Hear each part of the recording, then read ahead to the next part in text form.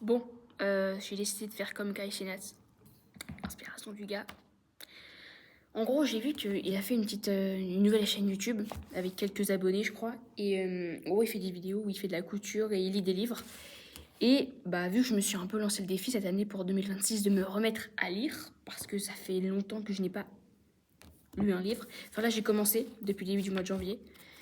Et pourquoi lire un livre? Parce que en fait, je n'ai pas beaucoup de vocabulaire. Je me suis rendu compte que j'ai passé un petit peu trop d'années de ma vie, donc ces 3-4 dernières années, à passer mon temps à scroller sur TikTok, à regarder des vidéos sur YouTube, enfin, surtout TikTok en fait. J'ai passé énormément de temps à consommer du contenu sur TikTok et à passer des heures et des heures, des soirées, des jours, des vacances, des week-ends de perdus à scroller sur TikTok. Donc je me suis dit, il faut que je me remette à la lecture parce que je suis devenue bête. J'ai perdu du vocabulaire. Je ne sais plus m'exprimer. En français, je fais des fautes d'orthographe, mais on dirait que je suis rentrée à l'école en primaire, je ne sais plus écrire, et c'est affligeant. Du coup, je me suis dit, il faut que je me remette à lire, parce que là, c'est la catastrophe. Donc j'ai acheté ce livre il y a genre 2 ans, ça fait 2 ans qu'il est dans mon placard, que je n'ai jamais lu. Ah, bah vous voyez mes cheveux blancs. Et du coup, je me suis dit, bah, il est temps de lire ce livre. Apparemment, il est hyper connu, ça s'appelle Une vie comme les autres de Anya ou Anya Yanagihara. Désolée, j'ai dû défoncer le prénom. Mais apparemment, c'est un livre hyper bien et émouvant à la fin. Bon, je me suis pas encore fait spoiler, donc tant mieux. Donc j'ai commencé là. J'ai déjà lu ça, genre. C'est pas beaucoup, hein. J'ai commencé il y a 3 semaines, je l'ai pas lu depuis une semaine. Donc ce que je vais faire comme Kai Cenat, parce que le mec il est dans une démarche de improve himself. Donc on va faire pareil. Et donc du coup, on va mettre un timer pour 20 minutes. Il est 15h15 quasiment. Bah, il est 15h15. Donc je vais partir sur une lecture de 20 minutes. Et voilà, en espérant que dans 20 minutes, je saurai parler français correctement. Voilà, j'espère que je vais apprendre du vocabulaire, comprendre du vocabulaire, éviter de faire des fautes d'orthographe. À mon âge, c'est pas normal. C'est pas normal. Bon, il y a une minute là-dedans. J'arrive. Alors là, je vais aller là, allez. Minuteur, et on part pour 20 minutes. Voilà. Je sais pas s'il y aura du son. Ouais.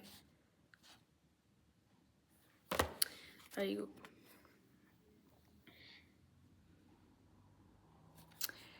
Le jour du déménagement, l'ascenseur tomba en panne. Nom de Dieu, s'exclama Willem. J'avais expressément demandé à Annika, JB. Tu as son numéro, mais JB ne l'avait pas. Tant pis, répondit Willem. De toute façon, qu'est-ce que ça changerait de lui envoyer un texto? Je suis désolé, les gars, on va devoir prendre l'escalier. Cela semblait déranger personne. C'était une belle journée de fin d'automne. Il faisait un temps idéalement frais, sec et venteux. Ils étaient 8 pour déménager un petit nombre de cartons et quelques meubles seulement.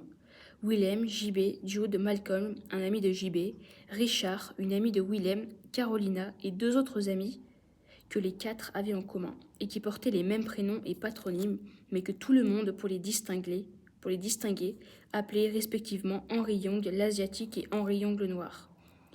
Malcolm, qui lorsqu'on s'y attendait le moins, pouvait se révéler un chef efficace, se mit à répartir les tâches. Jude devait monter à l'appartement et là indiquer où poser les cartons. Entre-temps, il devait commencer à déballer les gros objets et plier les cartons vides. Carolina et Henry Young le Noir, qui étaient tous les deux forts mais petits, porteraient les cartons de livres de taille gérable. Willem, JB et Richard se chargeraient des meubles, et lui-même et Henry Young l'Asiatique montraient le reste. Chaque fois que l'un d'eux redescendait, il devait prendre les cartons que Jude avait pliés et les poser en tas sur le trottoir à côté des poubelles. « Tu as besoin d'aide ?» demanda William à Jude, à voix basse, tandis que chacun se préparait à la tâche qui lui avait été assignée. « Non, répondit-il d'un ton sec. Et Willem le regarda monter les marches hautes et raides de son pas lent et hésitant, jusqu'à qu'il le perde de vue. Ce fut un emménagement facile, rapide et sans surprise. Et après un moment passé à déballer quelques cartons de livres en mangeant de la pizza, chacun prit ses quartiers. Puis pour se rendre à une fête, puis pour aller dans un bar. Et Willem et Jude se retrouvèrent finalement seuls dans leur nouvel appartement. C'était un chantier, mais l'idée de ranger leur paraissait tout simplement trop fatigante. Aussi traînent-ils surpris que l'après-midi soit passé si vite et qu'il fasse déjà presque nuit. Et étonnés d'avoir un endroit où vivre, un endroit dans Manhattan, dans leurs moyens. Ils avaient tous les deux remarqué l'absence polie d'expression de leurs amis qu'ils avaient découvert leur appartement pour la première fois. La chambre, avec ses deux petits lits, une place, l'air sorti d'un asile victorien, comme Willem l'avait décrite à Jude, avait suscité le plus de commentaires, mais l'un et l'autre s'en fichaient. Il était à eux. Ils avaient signé un bail de 2 ans et personne ne pouvait leur reprendre. Ici, ils pourraient même mettre un peu d'argent de côté. Et pourquoi auraient-ils besoin de plus d'espace de toute façon? Bien sûr, tous les deux auraient aimé posséder un bel appartement, mais cela devait attendre.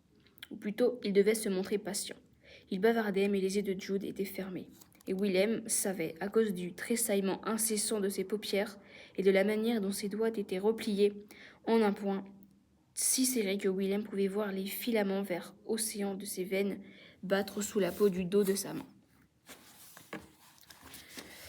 Il savait, à cause de la rigidité des jambes de Jude posées sur un carton de livres, que la douleur était extrême, et aussi qu'il ne pouvait rien faire pour lui. S'il disait « Jude, je vais te chercher de l'aspirine », Jude répondait « Ça va. Willem, je n'ai besoin de rien. » Et s'il demandait « Jude, pourquoi tu ne vas pas te coucher ?» Jude rétorquait « Willem, je vais bien, je t'assure, arrête de t'inquiéter. » Si bien que, pour finir, il fit ce qu'ils avaient tous appris à faire au fil des ans.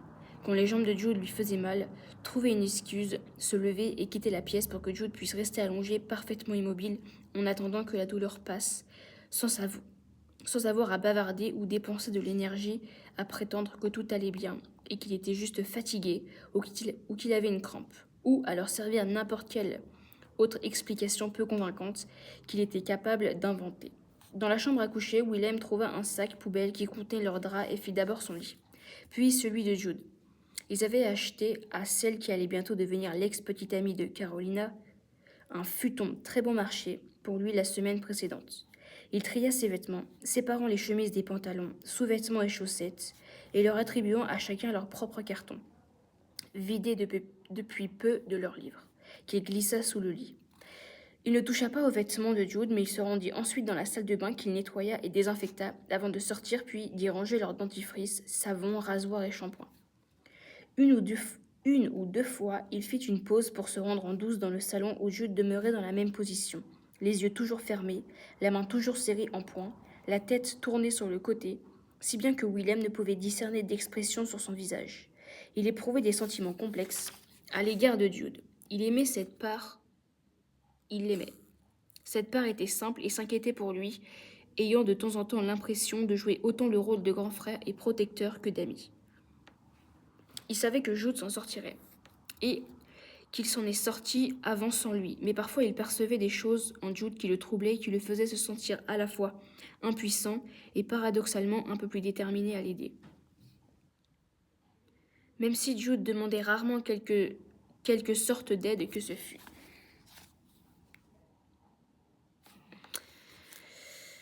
Ils aimaient tous Jude et l'admiraient, mais Willem avait souvent le sentiment que Jude lui avait permis d'entrevoir un peu plus de sa personne, un tout petit peu plus qu'aux autres. Il n'était pas sûr de savoir ce qu'il était censé faire de cette intimité. La douleur dans ses jambes, par exemple, depuis qu'il le connaissait, il savait qu'il avait des problèmes. Il était difficile de ne pas en avoir conscience, évidemment. Il avait utilisé une canne pendant toute leur année d'université et quand il était plus jeune, il était si jeune qu'il l'avait... Quoi ? Il était si jeune quand il l'avait rencontré, 2 bonnes années de moins qu'eux. Il n'avait pas encore achevé sa croissance. Il marchait qu'à l'aide d'une béquille orthopédique et portait des sortes d'attelles solidement fixées à ses jambes par des broches qui, vissées dans ses os, entravaient sa capacité à plier les genoux. Mais il ne s'était jamais plaint, pas une seule fois, ni n'en avait jamais voulu à personne de se plaindre non plus. Lors de leur 2e année d'université, JB avait glissé sur une plaque de verglas et dans sa chute s'était cassé le poignet. Ils se souvenaient tous du tohu-bohu qui s'était ensuivi, les gémissements théâtraux et les pleurs de détresse. Et comme pendant toute une semaine après qu'on les plâtrait, il avait refusé de quitter l'infirmerie et reçu de si nombreuses visites que le journal de l'université lui avait consacré un article. Il y avait un autre gars dans leur bâtiment, un joueur de football, qui s'était déchiré le ménisque et répétait sans cesse que JB ne savait pas ce que souffrir voulait dire.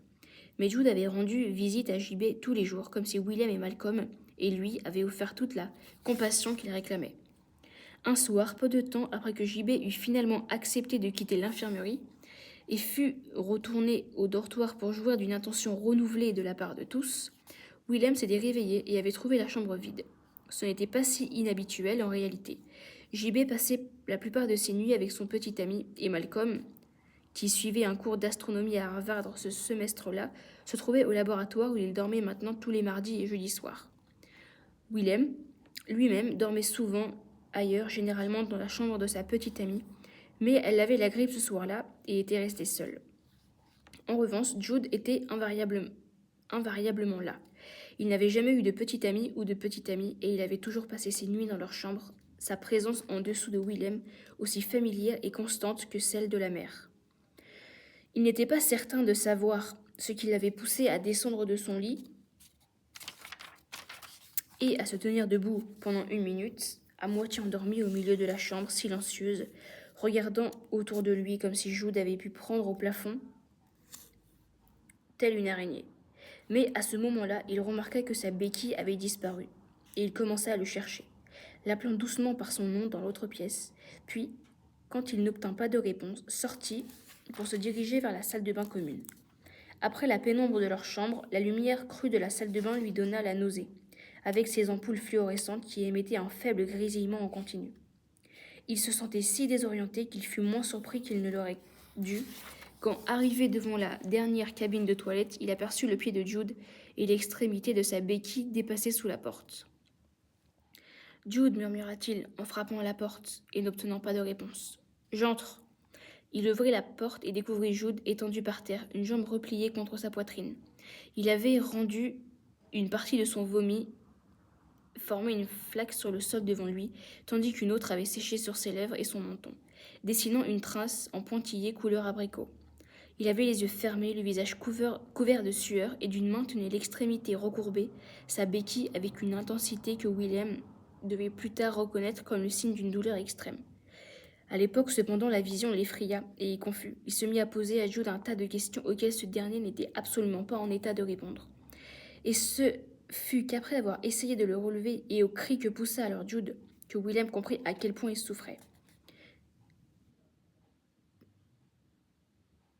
C'est quoi ce bruit?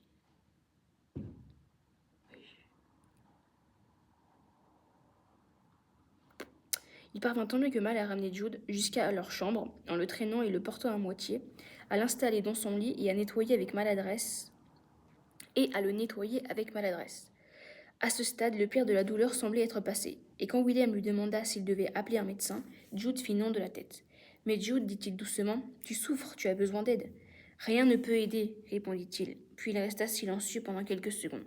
« Il faut juste attendre, murmura-t-il d'une voix faible et inhabituelle. »« Qu'est-ce que je peux faire ?» demanda Willem. « Rien, dit Jude.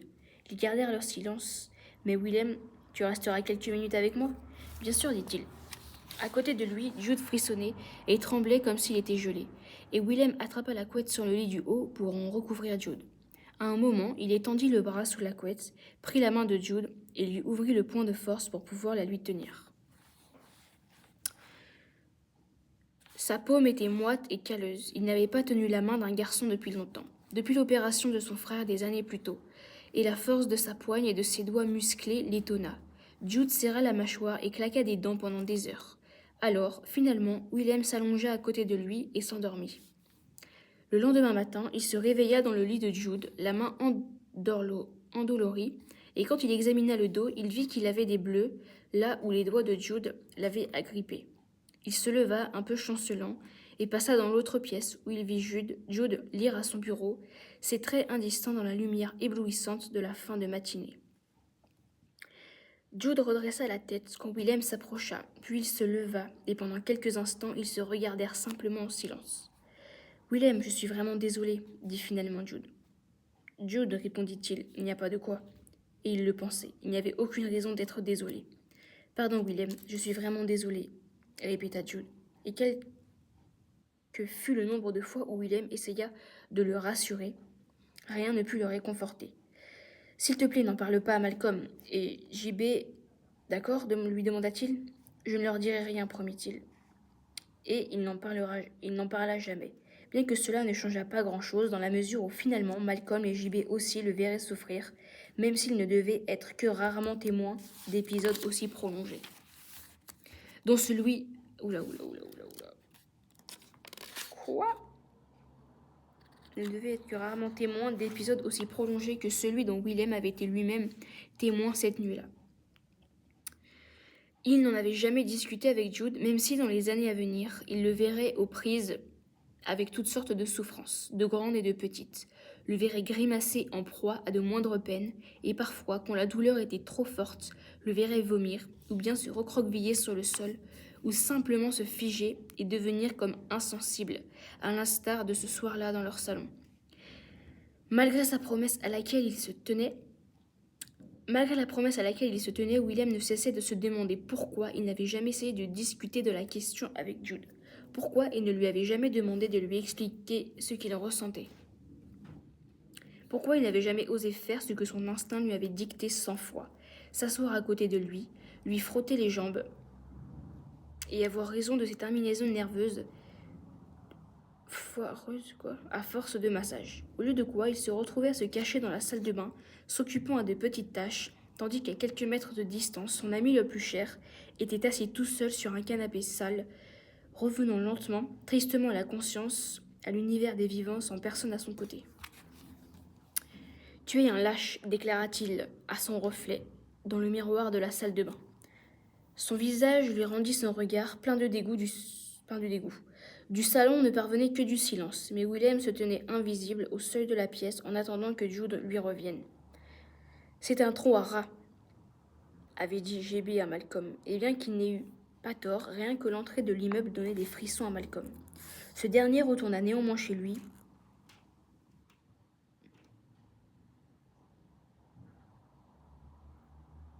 plein d'un sentiment mélancolique, se demandant une fois de plus si continuer d'habiter chez ses parents était vraiment préférable au fait de vivre dans un trou à rats. Logiquement, bien sûr, il avait toutes les raisons de rester là où il était. Il gagnait très peu d'argent, travaillait pendant de longues heures d'affilée, et la maison de ses parents était assez grande pour qu'il puisse, en théorie, ne jamais les voir s'il le décidait. Outre le fait qu'il occupait tout le 3e étage, qui, pour être honnête, ne valait pas beaucoup mieux qu'un trou à rats, c'était un vrai bazar. Sa mère avait arrêté d'envoyer la femme de ménage nettoyer là-haut quand Malcolm lui avait dit, en criant qu'Inès avait cassé l'une de ses maquettes. Il avait accès à la cuisine, au lave-linge, à tous les journaux et magazines auxquels ses parents étaient abonnés, et une fois par semaine, il ajoutait ses vêtements au sac de toile molle que sa mère déposait chez le teinturier en allant au bureau, et qu'Inès récupérait le lendemain. Il n'était pas fier de cet arrangement, bien sûr, ni du fait qu'à 27 ans, sa mère l'appelait toujours au bureau quand elle passait une commande de courses pour la semaine pour savoir s'il mangeait des fraises, si elle en achetait ou parce qu'il se demandait s'il préférait de la truite ou de la dorade pour le dîner ce soir-là. Les choses auraient cependant été plus faciles si ses parents de fait avaient respecté les mêmes divisions d'espace et de temps que lui. Outre qu'il s'attendait à ce qu'ils prennent le petit déjeuner avec eux tous les matins et brunch avec eux tous les dimanches, il passait aussi fréquemment le voir à son étage, annonçant leur visite d'un coup frappé à la porte et d'un tour de poignet simultané, habitude dont Malcolm leur avait expliqué à maintes reprises qu'elle rendait absolument inutile le fait même de frapper à la porte. Il savait que c'était terriblement ingrat et mal élevé de sa part, mais parfois il redoutait le simple fait de rentrer chez lui à cause de l'inévitable conversation qu'il aurait à endurer avant qu'on lui permette de monter en catimini à l'étage comme un adolescent. Il craignait surtout la vie chez ses parents sans Jude. Même si l'appartement au sous-sol avait en apparence un caractère plus privé que le sien, ses parents avaient pris l'habitude, quand Jude y habitait, de passer allègrement en bas, sans prévenir, si bien que parfois, quand Malcolm descendait voir Jude, son père s'y trouvait déjà, dissertant sur un sujet sans intérêt. Son père appréciait énormément Jude. Il disait souvent à Malcolm que Jude avait une véritable profondeur et une hauteur intellectuelle, à la différence de ses autres amis, qu'il considérait globalement comme des têtes de linotte. Et en son absence, ce serait Malcolm que son père régalerait de ses histoires compliquées à propos du marché, des réalités financières internationales mouvantes et nombre d'autres sujets auxquels Malcolm ne s'intéressait pas vraiment. En fait, il soupçonnait parfois que son père aurait préféré avoir Jude comme fils. Jude et lui avaient intégré la même fac de droit. Le juge pour lequel Jude avait travaillé avait été le mentor de son père dans son premier cabinet. Et Jude était procureur adjoint pour la division criminelle du ministère de la Justice, exactement la même position que son père avait occupée quand il était jeune. Écoute-moi bien, ce garçon ira loin. Ou alors, c'est rare de rencontrer au début de sa carrière une personne qui va se hisser au sommet et devenir une star. Annonçait régulièrement son père à Malcolm et à sa mère après avoir parlé à Jude. L'air content de lui comme s'il était comme s'il était en quelque manière responsable du génie de Jude. Et dans ces moments-là, Malcolm devait éviter de regarder le visage de sa mère, sur qui il y trouvait une expression de commisération. Les choses auraient également été plus simples si Flora habitait toujours là. Alors qu'elle se préparait à partir, Malcolm avait essayé de lui suggérer de le prendre comme colocataire dans son nouveau 3 pièces de Bethune Street. Mais soit elle n'avait véritablement pas compris ces nombreuses allusions, soit elle avait simplement décidé de ne pas les comprendre. La quantité excessive de présence que leurs parents exigeaient d'eux ne semblait pas déranger Flora, si bien que Malcolm pouvait passer plus de temps dans sa chambre à travailler sur ses maquettes et moins de temps en bas dans le salon à endurer en trépignant l'un des interminables festivals de films d'Ozu de son père. Plus jeune, Malcolm avait souffert de la préférence que son père témoignait à Flora, et lui en avait voulu. Une préférence si patente que les amis de la famille avaient commenté la chose. La fabuleuse Flora, l'appelait son père, ou, à différents stades de son adolescence, la fougueuse Laura,